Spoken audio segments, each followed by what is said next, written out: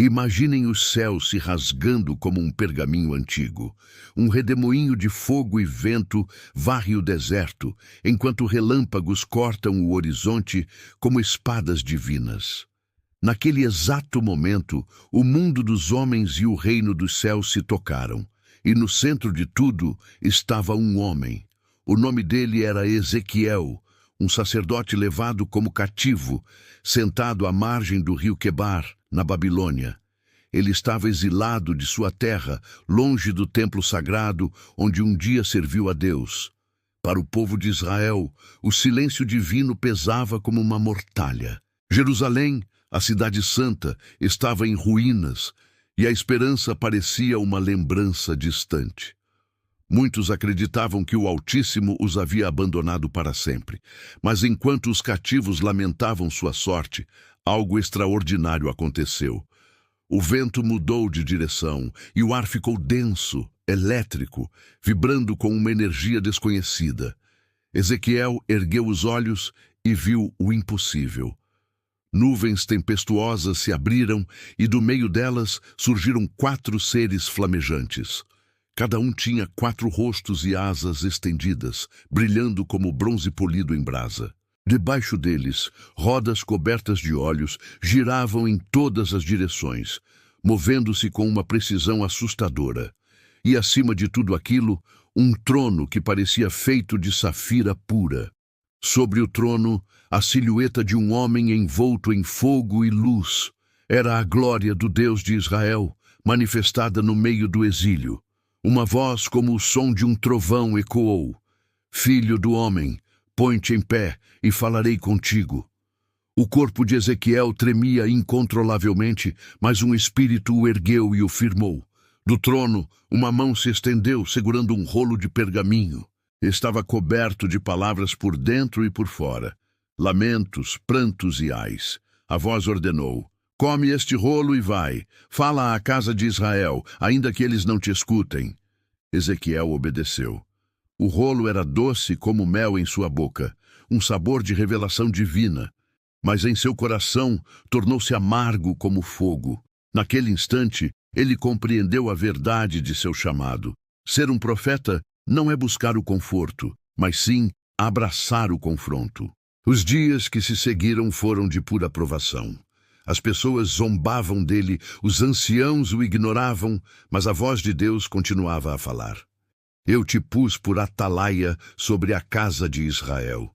Se eu disser ao ímpio, certamente morrerás, e tu não o avisares, o sangue dele eu requererei da tua mão. A responsabilidade era esmagadora, pesando sobre seus ombros como uma montanha. Mas mesmo assim, Ezequiel falou. Ele transmitiu as palavras de juízo, anunciando que a rebeldia de Israel não ficaria impune. Ele realizou atos simbólicos estranhos, deitando-se de lado por centenas de dias para representar os anos de pecado da nação e raspando a cabeça para simbolizar a destruição que viria. Ele era um sinal vivo, uma mensagem ambulante que ninguém queria ouvir. Certa noite, o Espírito de Deus o arrebatou em uma visão e o transportou de volta a Jerusalém. Lá, dentro do templo sagrado, ele testemunhou horrores que partiram sua alma.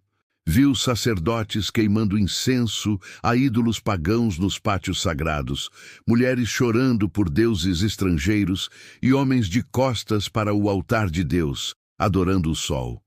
O coração do profeta se quebrou em 1000 pedaços. Ele clamou: Ah, Senhor Deus, como isso pode acontecer na tua própria casa?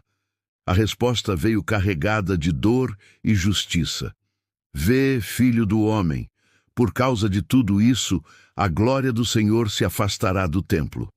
Com os olhos da alma, Ezequiel observou impotente a luz radiante da presença divina erguer-se do altar, pairar sobre a cidade e lentamente abandonar Jerusalém. A cidade que fora santa se tornaria ruína. A espada, a fome e a peste seriam o seu juízo. Ezequiel chorou, mas naquele momento o céu permaneceu em silêncio. A sentença estava selada. Mas a história não termina aqui. O mesmo Deus que anuncia a destruição por causa do pecado é também o Deus que promete vida e restauração. Um dia, o Espírito levou Ezequiel a um vale, mas não era um vale comum. Estava completamente coberto de ossos secos, espalhados por toda parte, brancos e ressequidos pelo sol. Eram milhares e milhares as relíquias de uma nação que se sentia morta.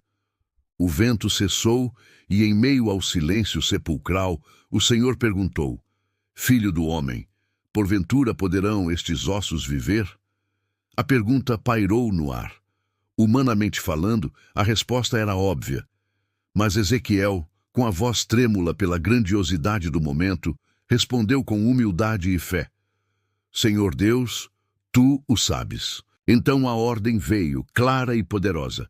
Profetiza sobre estes ossos e dize-lhes, ossos secos, ouvi a palavra do Senhor. Ezequiel obedeceu. Assim que começou a falar, um som ecoou pelo vale. Um barulho de chocalhar e a terra tremeu. Os ossos começaram a se mover, a se procurar, a se unir.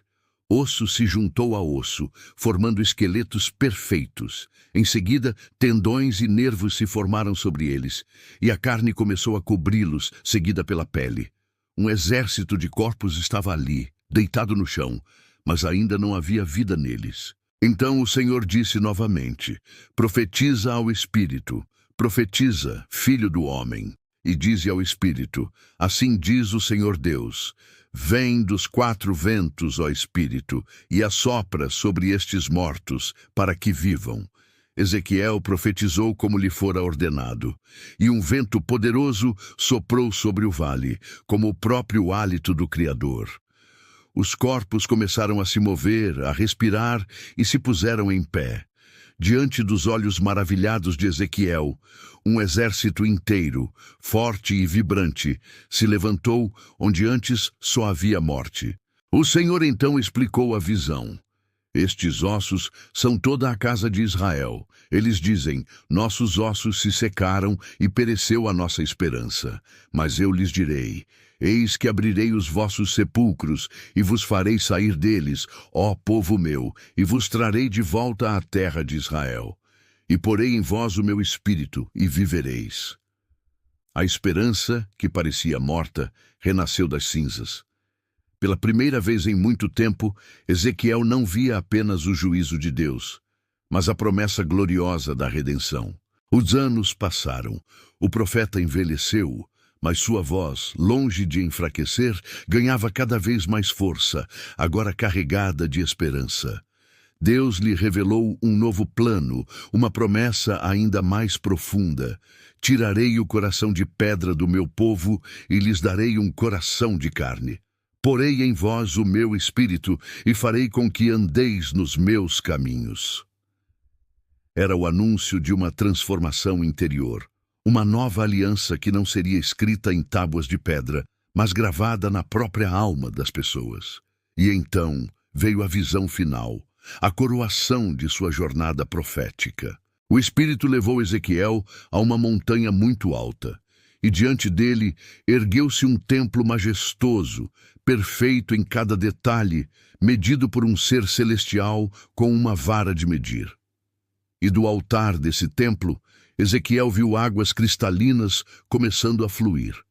Essas águas se tornavam um riacho, que se transformava em um rio. O rio crescia a cada passo, tornando-se tão largo e profundo que era impossível atravessá-lo a pé. E o anjo que o guiava disse: Por onde estas águas passarem, tudo viverá. Nas margens do rio, árvores exuberantes brotavam, com folhas que serviam para a cura e frutos que nunca cessavam, renovando-se a cada mês. Era a imagem da restauração completa, da vida abundante que flui da presença de Deus. Ezequiel contemplou a cena com lágrimas nos olhos, e o Senhor falou uma última vez, revelando o propósito de tudo aquilo. Este é o lugar do meu trono. Ele estará entre eles para sempre. E o nome desta cidade, daquele dia em diante, será: O Senhor está ali. O profeta caiu de joelhos. O mesmo homem que um dia testemunhou a glória de Deus se afastar de Jerusalém, agora via, em visão, o retorno glorioso e eterno da presença divina. O cativeiro na Babilônia ainda não havia terminado para o povo, mas a fé, a esperança e a identidade de Israel haviam ressuscitado. Ezequiel, o homem que comeu o rolo, que viu o fogo e a glória, que profetizou para ossos secos, tornou-se o mensageiro imortal de uma promessa poderosa, a de que nem a morte, nem o exílio, nem mesmo o silêncio de Deus podem impedir o Espírito Santo de soprar vida novamente sobre aquilo que parece perdido para sempre. Muito obrigado por assistir a essa jornada incrível pela vida do profeta Ezequiel. Se essa história tocou o seu coração, não se esqueça de deixar o seu like, compartilhar com seus amigos e se inscrever no canal para mais histórias como esta. Até a próxima!